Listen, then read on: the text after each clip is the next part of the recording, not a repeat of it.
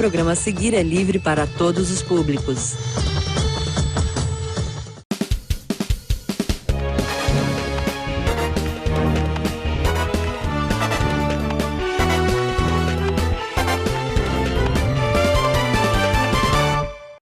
Olá, começamos agora mais uma entrevista com os parlamentares da Câmara Municipal de Currais Novos. O convidado de hoje é o vereador Radi Dias. Vereador, seja bem-vindo.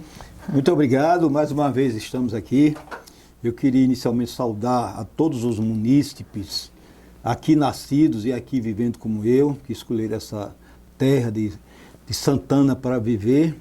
A nossa alegria, mais uma vez, em poder prestarmos contas da nossa atuação parlamentar. Portanto, é um prazer renovado em estarmos aqui diante dos senhores e senhoras que nos assistem. Vereador, uma das maiores preocupações do seu mandato é com a questão hídrica aqui do município de Currais Novos. O senhor propôs a criação de um Conselho Municipal de Convivência com a Seca e também tem alguns projetos de lei nesse sentido. É verdade. Olha, a iniciativa desse conselho, que não foi implementado, eu entendo como de fundamental importância. Eu acredito que o Brasil seja o único país do planeta Terra que tem um Departamento Nacional de Obras contra a Seca, o que é um absurdo, né? Deveria ser de convivência com a seca.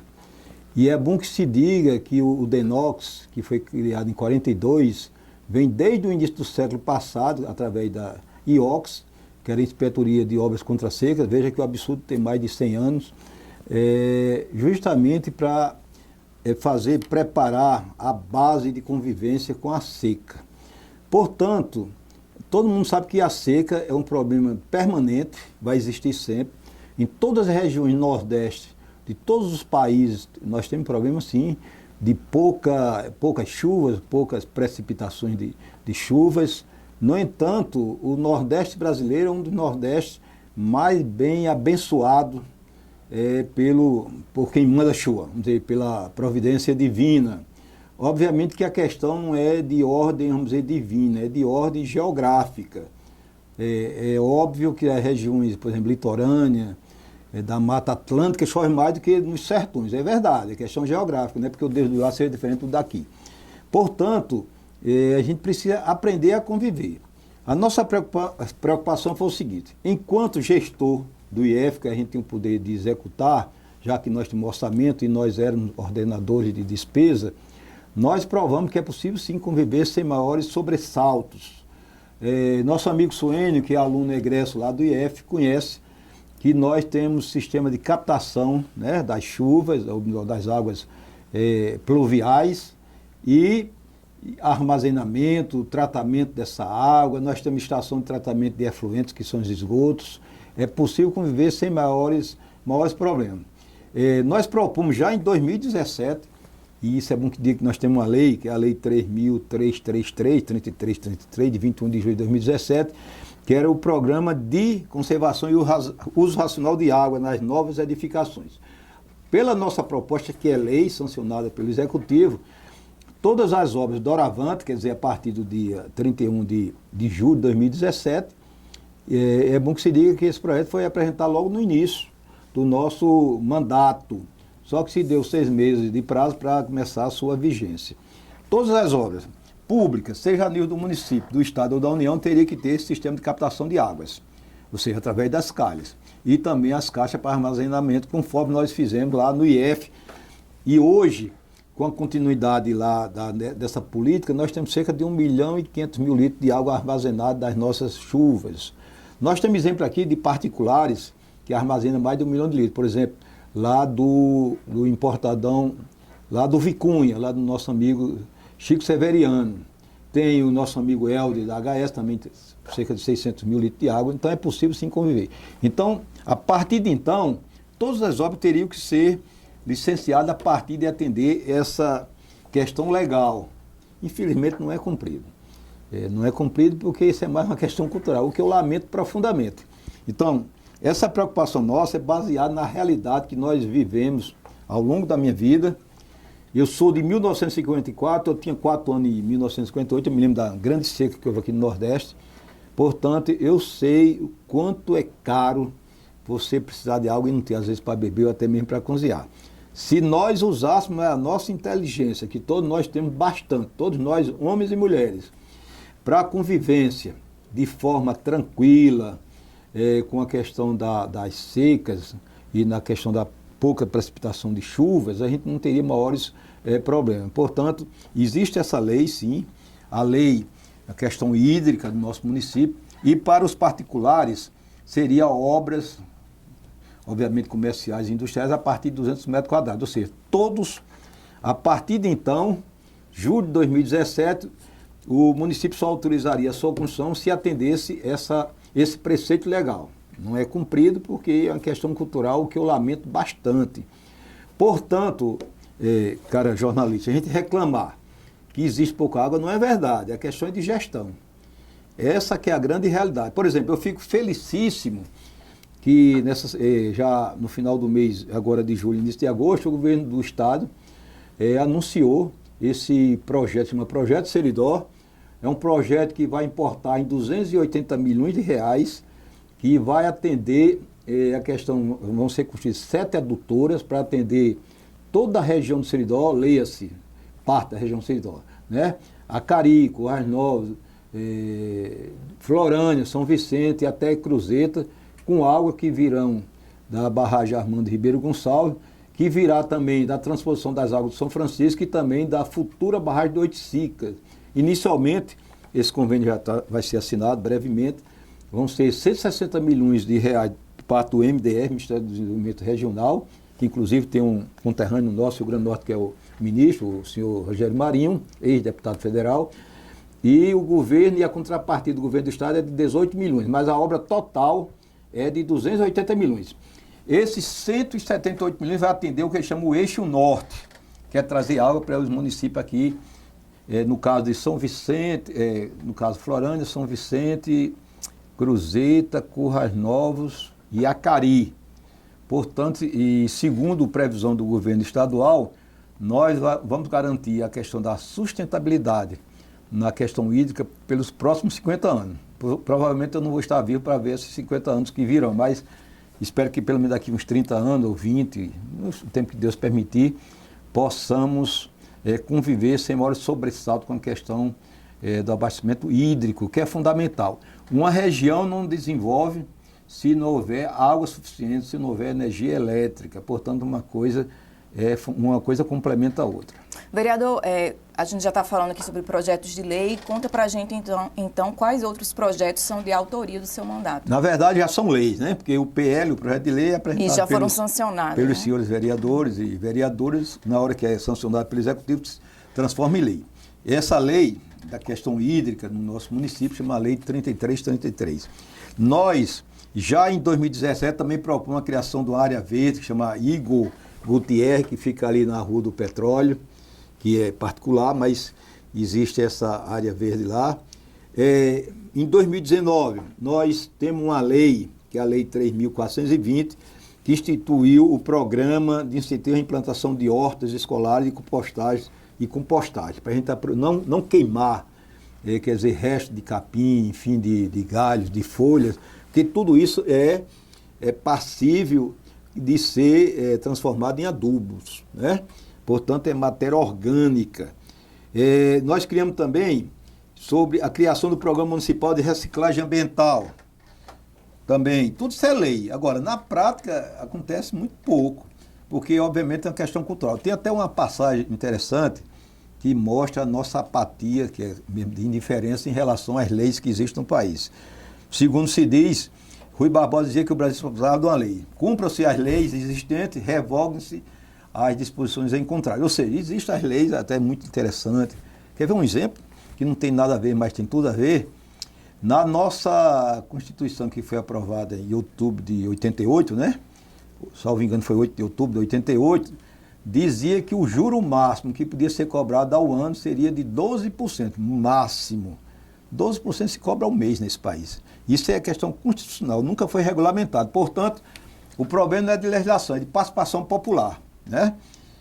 A gente lamenta, mas infelizmente acontece isso. O lema da minha campanha foi educação e sustentabilidade. Educação por quê? Eu fui servidor público por 42 anos. Eu sou aposentado, depois de 42 anos de serviço, então tem tudo a ver. A sustentabilidade, nós mostramos que é possível sim, mesmo na nossa região semiárida, com toda a aridez, o solo tórrido, né? Um solo inclemente às vezes, só que o sol também gera riqueza. As frutas, onde são produzidas, não tem sol, realmente são mais doces, tem mais frutose, que é o açúcar das frutas, né? Portanto, tudo que Deus fez bem feito. A gente precisa ter a racionalidade de aproveitar. Por exemplo, no nosso campus do IF, eu tenho que falar que a minha vida quase toda, da educação, eu tenho 66, viu? 42 para 66 dá quase, vamos dizer, dá 2/3 no caso. A gente mostrou que é possível, sim, nós arborizamos, lá nós temos sistema de captação de água, uso racional da água, reaproveitamento das águas servidas, que são efluentes. Nós temos dessalinizador, já que nossa água tem parte de sais na sua composição. Temos energia solar, que é a fotovoltaica. Tem a parte de arborização, enfim, de ajardinamento. Então é possível sim você transformar essa região em tese seca e árida numa região próspera, desde que nós, homens e mulheres, usemos a nossa inteligência, que nós temos bastante, suficiente para transformar a realidade onde nós vivemos. Portanto, na parte da questão da sustentabilidade, questão hídrica, reaproveitamento das águas, energia solar, né? Compostagem, você aproveitar todo, vamos dizer, o subproduto do capim, quando é capinado, das plantas, quando são podadas, em humus ou em adubo. Isso é fundamental. Portanto, as leis existem, só que na prática acontece pouco.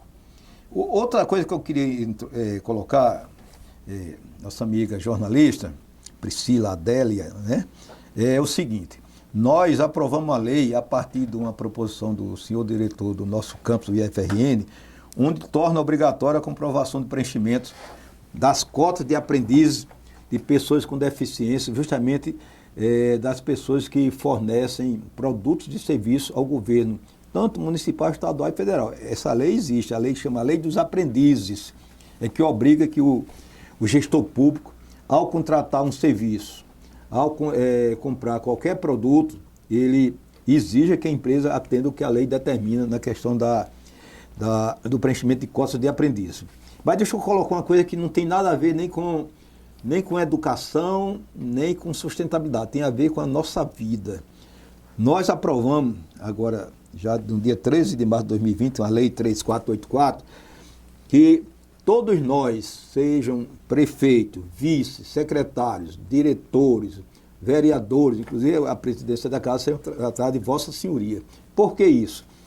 A nível nacional já existem propostas, né, para que todos nós, desde o presidente da República ao desembargador, ao ministro, sejam tratados de Vossa Senhoria. É para mostrar que na República todos nós precisamos ser iguais, inclusive no tratamento. Convenhamos, se nós chamamos Nossa Senhora de Santana, Nossa Senhora Aparecida, Nosso Senhor Jesus Cristo, Senhor, por que nós precisamos ser chamados de Vossa Excelência? É lei, nós ainda não nos acostumamos, mas é lei municipal e eu fico muito feliz. Alguém pode dizer, não, a coisa é tão pequena, é mesmo, é pequena, só que a vida é feita de coisas pequenas. Inclusive a nossa vida começa de forma muito pequena, todos nós sabemos que na concepção é algo quase nano, né? Muito pequeno mesmo, só que transforma na vida que hoje nós somos. Portanto, dizer que é uma coisa pequena às vezes é a mente das pessoas, mas na verdade eu acho que todos nós precisamos ter consciência que somos iguais em direitos e em deveres. Obviamente que difere o patrimônio, questões financeiras e coisas que o valem. Inclusive, colega, a própria questão do poder, alguém diz que tem muito poder. Na verdade, ninguém tem poder. Você exerce o poder do cargo que você exerce, né? Que você ocupa.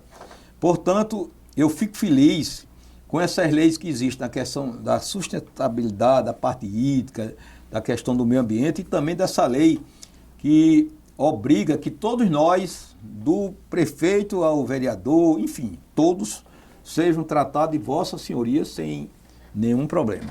Vereador, como o senhor já falou aí, foi servidor público durante a vida inteira, né? Vários anos.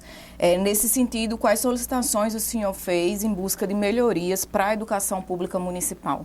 Olha, eu em conversas, em requerimento, muitas vezes eu conversava com o nosso prefeito, que diga de passagem, é uma pessoa muito bem intencionada, só que nós sabemos que as demandas são infinitas. O que são finitas é a capacidade de atendê-las, porque depende de dinheiro, depende de orçamento, depende de emenda. E às vezes não é nem só a questão orçamentária, é a questão financeira. Às vezes você tem um orçamento, que é uma previsão de receitas e despesas, e há as frustrações de receita, né? Se não for as emendas, seja a nível estadual e federal, deputados estaduais, deputados federais e senadores, com certeza essas obras que a gente vê na cidade não aconteceria, porque o orçamento próprio do município é insuficiente para atender até mesmo o pagamento dos seus servidores. Não é por acaso que havia uma preocupação muito grande da questão do Fundeb, que é o Fundo de Desenvolvimento da Educação Básica, e também de valorização dos profissionais da educação. Por quê? Até agora, vai ser 10% até o dia 31 de dezembro do ano em curso.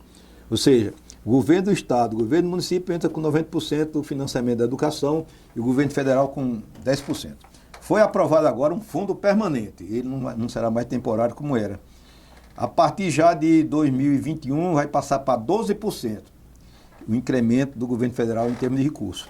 Em 2022 vai passar para 15%, até chegar em 23% em 2026. Isso é fundamental, quer dizer, vai haver um incremento de 130% além do que temos hoje para financiamento da educação. Portanto, a questão da educação é sobretudo questão de financiamento. Se não houver financiamento, inclusive eu, não obstante ter 66, eu espero sobreviver igual meu avô que veio em 96, eu possa ver um dia que a educação básica, que o nome já está dizendo, é básico, seja federalizada. Tem subindo aqui como exemplo o nosso IF. É até difícil você comparar o IF com a escola do estado ou do município, devido à questão orçamentária, à questão de estrutura, de equipamento, de qualificação dos seus professores e servidores. E quando eu digo qualificação, obviamente que no estado e no município também nós temos professores bem qualificados, às vezes até com mestrado e doutorado. No nosso caso, mais de 50%, já chega quase a 70%, têm mestrado e doutorado. Sabe por que eles têm isso? Vou dizer por quê. Inclusive eu sou parte disso. Por exemplo, se você faz o mestrado, você tem um aumento no seu salário de R$ 3.060 de gratificação. Convenhamos, é uma gratificação razoável, né? Então todo mundo quer estudar. A questão, obviamente, não é questão só financeira, não é questão de ser mercenário, mas obviamente que todo mundo quer ser recompensado a partir dos seus esforços. Portanto, eu fiz vários requerimentos para ampliação de escola, melhoria da questão do acervo, da parte física, de equipamentos. Uma coisa que eu cheguei a conversar com o nosso prefeito, inclusive nós apresentamos requerimento, era procurar, dentro das suas possibilidades financeiras, colocar a questão da climatização. É fundamental a questão da refrigeração das salas de aula. Se você for à tarde numa das nossas escolas, obviamente todas do ensino fundamental no caso do município e do estado do ensino médio, você vai ver como é que esses alunos se comportam, sobretudo na parte da tarde. E também os servidores. É impossível o professor planejar, corrigir uma avaliação e os alunos se concentrar, porque é um calor muito até que perturba, né? O aluno, porque ele é inclemente mesmo, dificulta o raciocínio, dificulta a concentração. Muitas vezes o ventilador serve para muita coisa, mas não serve para nada, a não ser para fazer barulho. Portanto, eu vejo a questão de equipamentos, de acervo das nossas bibliotecas. Salvo engano, foi no último governo, foi no governo de Zé Lins, que havia acontecido compras de carteiras escolares. Agora começou. Você veja que a educação às vezes é tratada com muito desprezo. E a questão não é só por vontade expressa do prefeito. Até convenhamos, seria um absurdo, é porque falta de recursos financeiros mesmo para atender essas demandas. Portanto, eu vejo a educação como algo que vai servir, e isso é verdade em todos os países que a gente conhece, a educação é fundamental, sobretudo a educação básica. E é onde menos recebe recursos, é bom que se diga isso, né? E onde menos a qualificação profissional, equipamentos, acervo. E a gente tem escola, inclusive no nosso município de Currais Novos, que você fica até triste ao visitá-la. Eu vou dar um exemplo prático. Eu sou de Jardim do Seridó, nasci lá e fiquei até os 18 anos. Jardim do Seridó e Ouro Branco, que é município vizinho a Jardim, as escolas municipais são climatizadas. Tem os aparelhos de ar-condicionado, ou splits. Isso é o mínimo que a gente precisa fazer. No caso de Coarnal, para atender essa demanda, eu acredito que precisaria investir na energia solar, energia fotovoltaica, que é possível conseguir financiamento. Eu espero que um dia possamos ter todas as nossas escolas do município, do estado, climatizadas. No IF, todos os ambientes, inclusive a nossa biblioteca tem 600 metros quadrados, laboratórios, são todos climatizados. Aí alguém pode dizer, o gasto é grande. Não. Na verdade, o investimento é o suficiente para atender essa necessidade premente de você aprendizagem. Não é só um ato que você aprende porque o professor lhe dá a oportunidade. Tem que ter as condições mínimas, tanto de ambiente, como de acervo, como de professores, de laboratório, para que haja o processo de ensino-aprendizagem. Vereador, por causa da pandemia do novo coronavírus, as aulas presenciais foram suspensas. O que é que o senhor pensa dessa possibilidade de retorno ainda esse ano das aulas presenciais? Olha, essa pandemia criou o que é óbvio, um pandemônio, né? Por exemplo, eu ouvi essa semana, pela Voz do Brasil, eu estou lá no sítio, município de Bodó, eu estou fugindo do Covid. Eu tenho 66 e tenho outras situações das famosas comorbidades. Então, por isso que eu estou afastado do plenário, mas estou à distância. Participando das reuniões por videoconferência. Devido porque eu sei que o Covid é uma realidade, não é uma gripezinha, como alguns dizem, mas agora criaram até essa figura que as pessoas podem se curar através da aplicação de ozônio pela via retal. Parece até brincadeira essas coisas, porque a gente sabe que é uma realidade aqui, ali, em todos os lugares. Então, eu assisti essa semana que o Ministério da Educação assinou a portaria dando o direito dos senhores reitores dos institutos federais que existem, e agrotécnicas federais, e Cefet, que ainda existe, de poder atender os alunos até o final do ano através da educação à distância. E se for de forma presencial, de forma onde tem uma turma que tem 40 alunos, colocaria 20, quer dizer, de forma alternada, né? Porque teria que ter um certo espaço entre um e outro. Olha, já existe lei aprovada pelo Congresso que não se exige mais a questão dos 200 de eletivos e 800 horas de relógio, 60 minutos, para concluir uma série do ensino fundamental do ensino médio. Por quê? Porque mesmo voltando para a forma presencial, não vai poder contar com 40 alunos em sala de aula. Vai ter que ter 20 num momento, 20 no outro momento. Portanto, é um problema que foge a tudo que havia sido planejado. A ferramenta da educação à distância, ela é importante, mas se ela não atende todas as nossas necessidades. Porque a educação não é só você receber conteúdo. Receber conteúdo é o mínimo. Tem as vivências, tem as convivências, tem trocas de experiência, tem aulas lá nos nossos laboratórios, tem a própria sociabilidade, sobretudo os alunos do ensino fundamental, que isso é fundamental, né? Nós não somos uma máquina, você coloca lá as informações e ela reproduz. Nós somos pessoas que precisamos interagir um com o outro, e o conhecimento se dá no coletivo. Eu vejo com muita preocupação, mas, no entanto, contudo e todavia, a gente tem que saber que mais importante que você concluir uma série ou até mesmo colar grau é a vida. Sem a vida você não tem a oportunidade de recuperar esses conteúdos que não foram vivenciados. Portanto, eu vejo com uma certa preocupação, mas tenho consciência que essa é a realidade que nós estamos vivendo. E é uma realidade que não foi criada por nós. Essa realidade viveu no mundo que eu digo na Terra, em 1918, né? Com a famosa gripe espanhola, que na verdade aquela gripe não era espanhola, que começou nos Estados Unidos. É porque aqui no Brasil chegou um navio da Espanha e vinha alguém acometido e começou a transmitir lá no porto do Rio de Janeiro. E ganhou o nome de gripe espanhola de forma errada. Independente de ser espanhol ou não, o que é importante é que inclusive o pessoal usava máscara também, já em 1918, e agora reproduziu.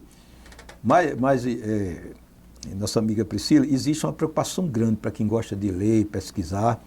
Segundo diz a OMS, a Organização Mundial de Saúde, mesmo com o surgimento das vacinas, que inclusive já tem uma vacina já sendo testada aqui no Brasil, que vai dar certo, uma que vem da União Soviética, ou melhor, da Rússia, outra que vem lá de outros países, enfim, diz que tem uma pesquisa lá feita lá pelo governo Dória de São Paulo, mas diz que mesmo assim é possível que aconteça o que aconteceu com a gripe. Você tem a vacina contra a gripe, mas nunca conseguiu debelar totalmente a questão do vírus da gripe. Portanto, a gente vai aprender a conviver.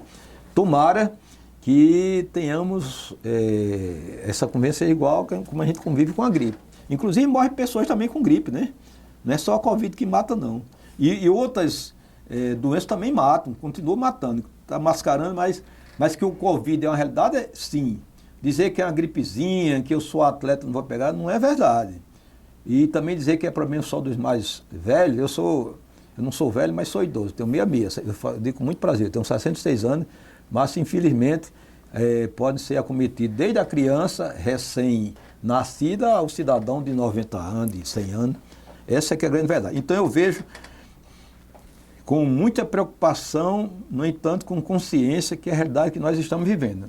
Ou seja, Deus nos deu a inteligência para aprendermos a conviver com as adversidades que surgem nas nossas vidas. Vereador, o senhor sempre foi muito preocupado com essa questão da Covid-19. Quais medidas foram de iniciativa do seu mandato aqui para o município, através de requerimentos, solicitações, tanto à Prefeitura como à mesa diretora da Câmara? Olha, nós apresentamos vários requerimentos. Por exemplo, ao Executivo, a questão de fornecimento de EPIs para o pessoal que trabalha, por exemplo, os nossos companheiros garis, enfim, o pessoal do setor de endemias, fornecimento de máscara, que já foi atendido, de álcool em gel. Aqui, para a mesa diretora, a gente propôs que houvesse o rodízio dos servidores, que as pessoas pudessem trabalhar em casa, o teletrabalho, o home office, como chama, dentre outros requerimentos. Porque, na verdade, a gente precisa aprender a conviver com essa realidade. Nós não criamos, mas ela existe, portanto precisamos aprender a conviver. Eu lamento que nem sempre o que a gente requer é cumprido. No entanto, eu friso e ressalto. É impossível, tanto a mesa diretora como o executivo, atender todos os requerimentos. É impossível. Por quê? Todos nós sabemos que as demandas são infinitas, elas não têm fim. No entanto, a possibilidade delas são finitas, porque às vezes precisa de quê? Precisa de orçamento, precisa de dinheiro, que é a questão financeira. Não basta ter só orçamento. No entanto, tem coisas que a gente pode fazer sim. E eu acho que a nível do município está se saindo bem, porque algumas medidas foram tomadas, né? Muita gente trabalha de casa, que é o teletrabalho, o home office. A questão da exigência do uso da máscara em todos os ambientes. Eu estou aqui sem máscara, até porque com máscara dificultava a nossa fala, e aqui está um ambiente, vamos dizer, totalmente sadio. Eu e a jornalista, o nosso amigo ali, o cameraman também. Enfim, eu entendo que essa questão dessa pandemia vai criar uma realidade interessante. A gente precisa aprender também com as adversidades. É que a gente precisa se preocupar com o outro. Não é só eu que tenho que me cuidar, os outros também precisam se cuidar, porque nós vivemos nessa bolha de mais de 4 bilhões de pessoas na nossa terra, onde a gente precisa se preocupar com o outro também. Precisamos nos preocupar com a higiene. Ontem eu assisti uma coisa interessante. No Brasil, dados do Unicef, que é um órgão justamente da ONU, coloca que no Brasil tem 100 milhões de pessoas que não são atendidas por esgotamento sanitário. Inclusive, na Amazônia, eu já morei 9 anos lá em Roraima, entre o Amapá e Roraima, no caso. 39% das escolas, lá sobretudo do Amazonas, não tem água tratada para os alunos se higienizarem. Só para você ter uma ideia.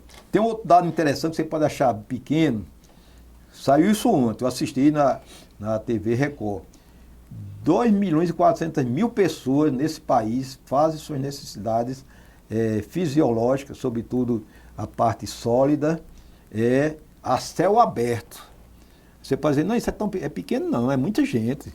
Portanto, cerca de 50% das casas não têm sanitários.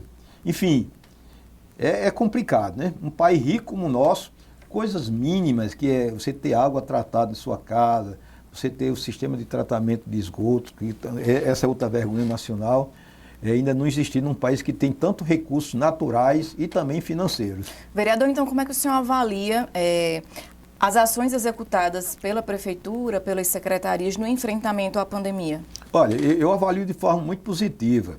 Obviamente que existem muitas críticas, e crítica é uma coisa sadia até quando são críticas, né? Muitas vezes são provocações. Na verdade, o município está fazendo o possível. Por exemplo, a restrição na questão da nossa feira livre, só o pessoal aqui da cidade ou do município é fundamental, né? Barreiras sanitárias, fornecimento de máscaras para as pessoas que não têm condições de adquirir, restrição de atendimento nas repartições, inclusive aqui na Câmara também, que não tem nada a ver com o Executivo, mas também é um órgão público. Isso é de fundamental importância. Aí alguém pode dizer, não, mas houve muito recurso do governo federal para atender essas demandas. Sim, na verdade, o governo federal repassa recursos que é de todos nós. Isso é bom que se diga. Os recursos são de todos nós brasileiros. Portanto, o governo federal está correto em fornecer esse recurso financeiro, mas é obrigação dele. Até porque o governo federal gere a nível nacional, dos estados, os municípios, cada município, de maneira que todo recurso, esses recursos são públicos, se são públicos, são de todos. Vereador, nós estamos chegando então ao final da nossa entrevista. Tem mais algum assunto, alguma coisa que o senhor gostaria de prestar contas para quem está em casa nos assistindo? Muito bem, eu queria aproveitar, possivelmente deve ser uma das últimas entrevistas do atual mandato, que termina agora no final deste ano, de dizer da nossa alegria em poder ter tentado contribuir nas discussões sobre a questão da educação, a questão da sustentabilidade. Nós trouxemos para a nossa Câmara uma experiência de 42 anos de vivência. Na verdade, uma coisa que eu tenho muita consciência, Priscila, é que todos nós sabemos um pouco e nós precisamos de um pouco de cada um. Independentemente de você ser graduado, pós-graduado, né? Ter mestrado, doutorado, e alguém que às vezes não tem nenhum ensino formal, escreve muito mal o nome, todos nós somos produtores de conhecimentos, todos nós somos importantes. Portanto, a gente precisa saber que nós todos somos responsáveis por todos. Eu gostaria muito que a gente tivesse uma educação ambiental assim mais, vamos dizer, aprimorada, de dizer que a gente não tem o direito de jogar lixo no meio da rua.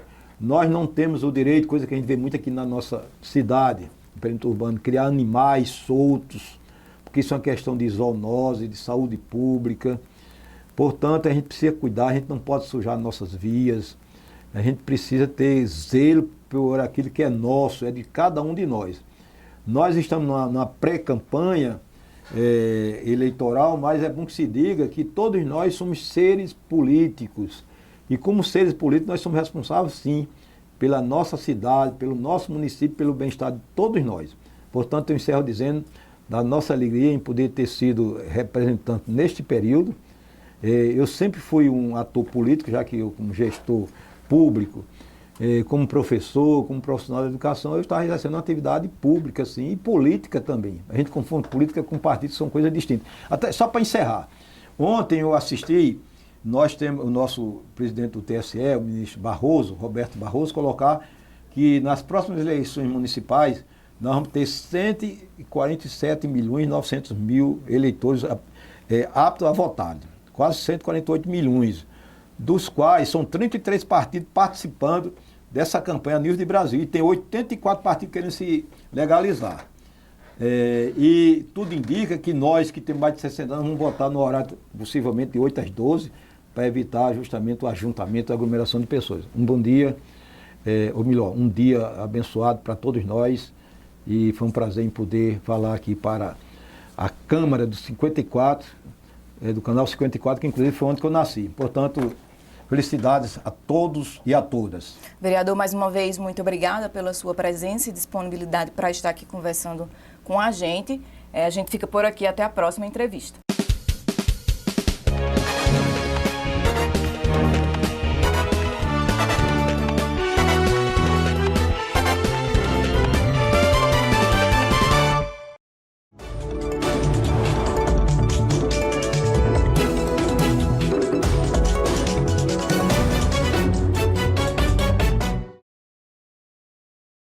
Você sabe como são eleitos os vereadores? Os vereadores são eleitos segundo o sistema proporcional. Este é um sistema que primeiro seleciona os partidos mais votados, depois verifica quais foram os candidatos mais votados. Como assim? Vamos supor que o município X tenha 10 cadeiras na Câmara Municipal e que na eleição de 2020 tivemos um total de 10.000 votos válidos. Então, calcula-se o quociente eleitoral, que é a divisão dos votos válidos pelo número de vagas. 10.000 divididos por 10. Assim, o quociente eleitoral do caso em questão é 1.000. Este é o número mínimo de votos que um partido deve ter para eleger um vereador na cidade X. Depois disso, as vagas são distribuídas proporcionalmente à quantidade de votos que cada partido recebeu. Dentro do partido, as cadeiras são distribuídas pela ordem do mais votado para o menos votado. Simples, né? Agora que você entendeu, é só pensar bem no candidato que melhor te representa. Ah, e no caso do vereador, você pode também escolher o partido que te representa. Basta digitar apenas os 2 dígitos do partido na urna e confirmar. Eleições 2020. E aí, quem te representa?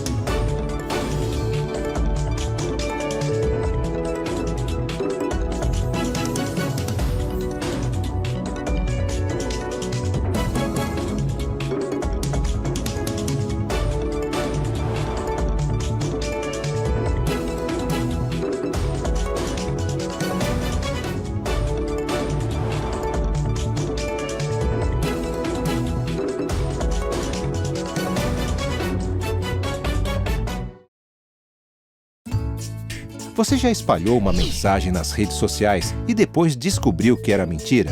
Não que eu saiba. Não, eu sempre verifico a notícia antes de compartilhar. Não, eu procuro a veracidade antes. Sim, claro que sim. Acho que isso já aconteceu com todo mundo. Eu já, você também. Não, eu sempre verifico a informação. Desconfie de notícias bombásticas, textos sem fonte cheios de adjetivos e exageros. E claro, na dúvida não compartilhe. Agora conta pra gente, você já espalhou uma mensagem sabendo que era mentira? Não, sabendo que era mentira, não. Só quando era contra o adversário do meu candidato. Não, eu não compartilho fake news. Sabendo que era mentira, nunca passei pra frente. Na dúvida, eu não compartilho. A desinformação é uma grande inimiga da democracia. Ajude a espalhar a verdade com a Turma da Democracia. Justiça Eleitoral, a justiça da democracia.